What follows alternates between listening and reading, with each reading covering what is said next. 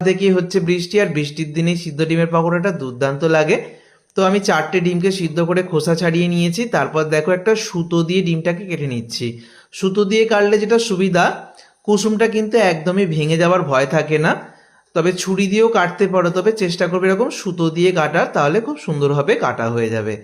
তো এইভাবে ডিমগুলোকে 4 ভাগ করে নিচ্ছি। চাইলে তোমরা আরও বেশি ছোট ছোট করেও ভাগ করতে পারো। তো একইভাবে আমি আরও অর্ধেকটা ডিমেরও দেখিয়ে দিচ্ছি। এইভাবে একটু চাপ দিয়ে ওপর দিকটা টেনে ধরলেই দুভাগ হয়ে যাবে খুব সহজে। এইভাবে আমি সব ডিমই করে নেব। আর দেখো একটা প্লেটের মধ্যে সাজিয়ে নিয়েছি, কতটা সুন্দর দেখতে লাগছে। এবার একটা বোলের মধ্যে আমি নিয়ে নিচ্ছি বেসন। এখানে আমি 2 হাতা বেসন নিয়ে নিলাম। আর চামচে করে নিয়ে নিচ্ছি 2 চামচ কর্নফ্লাওয়ার। কর্নফ্লাওয়ার না থাকলে তোমরা এখানে চালের গুঁড়ি দিয়ে দেবে বা ময়দা দিয়ে দেবে। কর্নফ্লাওয়ারটা দিলে ভীষণ মুচমুচে হয়। বেসনের সঙ্গে কর্নফ্লাওয়ারটাকে ভালো করে মিশিয়ে নিয়েছি। এবার জল দিয়ে ভালো করে বেসনটাকে ফেটিয়ে নেব।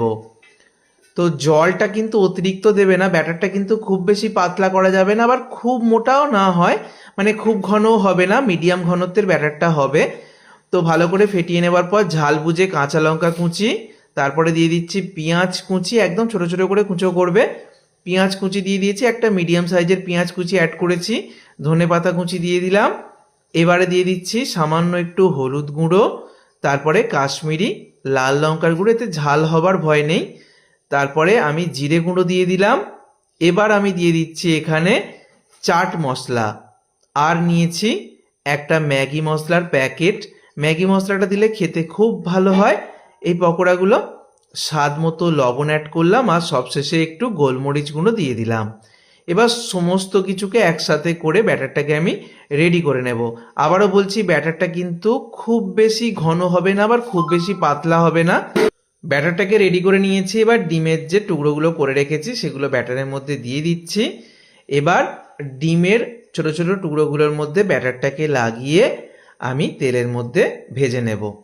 আর ব্যাটারটা একটু ঘন করে করলে সুন্দরভাবে ব্যাটারটাও ডিমের গায়ে লেগে যাবে। এবার তেলটাকে খুব ভালো করে গরম করে নিয়েছি। গ্যাসের ফ্লেমটাকে আমি করে দিয়েছি মিডিয়ামে। এবার মিডিয়াম ফ্লেমে এগুলোকে 3-4 মিনিটের মধ্যে ভেজে নিলেই হয়ে যাবে। টোটাল রেসিপিটা 5 মিনিটেই হয়ে যাবে যদি সিদ্ধ ডিমটা করা থাকে, মানে ডিম সিদ্ধ করা থাকলে 5 মিনিটেই পকোড়া রেডি। জাস্ট ব্যাটারটা করে নেবে, সিদ্ধ ডিমগুলোকে এরকমভাবে ছোট ছোট টুকরো করে ব্যাটারের মধ্যে ডুবিয়ে 3-4 মিনিট ভেজে নিলেই এপিট ওপিট সুন্দর করে, তাহলেই পকোড়া একদম রেডি। একদম চটজলদি রেসিপি, চা কফির সাথে দুর্দান্ত লাগে, টমেটো সস দিয়ে গরম গরম দুর্দান্ত লাগবে। আবার এগুলো ভাত দিয়েও খাওয়া যায়। তোমরা যেটা ভালো লাগে, যেভাবে ভালো লাগে সেভাবেই অবশ্যই এই রেসিপিটা ট্রাই করো, দারুণ লাগবে কথা দিচ্ছি। অনেক রকম পকোড়া তোমরা খেয়েছো, তবে সিদ্ধ ডিমের এই মুচমুচে পকোড়াগুলো বাড়ির সবার কিন্তু এক নিমেষে মন জয় করে নেবে। পকোড়াগুলো কর্নফ্লাওয়ার দেওয়ার কারণে ভীষণ মুচমুচে হয়। আবারও বলছি, কর্নফ্লাওয়ার না থাকলে তোমরা ময়দা বা চাল গুঁড়োও দিতে পারো। শেষে আমি ওপর থেকে একটু চাট মশলা আর একটু ধনেপাতা কুচি ছড়িয়ে দিচ্ছি। তো এটা মুখে যখন পড়বে ভালো লাগবে। আর একটু টমেটো সস দিয়ে সার্ভ করছি। টমেটো সস দিয়ে গরম গরম থাকলে আর কিচ্ছু লাগবে না, দুর্দান্ত লাগবে। আমি একটা পকোড়া ভেঙেও তোমাদেরকে দেখিয়ে দেবো ভিতরটা কীরকম দেখতে লাগছে। দেখো কতটা সুন্দর হয়েছে, বাইরে থেকে মুচমুচে হয়, আর কুসুমটা যখন মুখের মধ্যে পড়বে দুর্দান্ত লাগবে। বৃষ্টির দিনে অবশ্যই বন্ধুরা রেসিপিটা ট্রাই করো, কথা দিচ্ছি সবার কিন্তু ভালো লাগবে, আর বারবার এই পকোড়া কিন্তু সবাই খেতে চাইবে।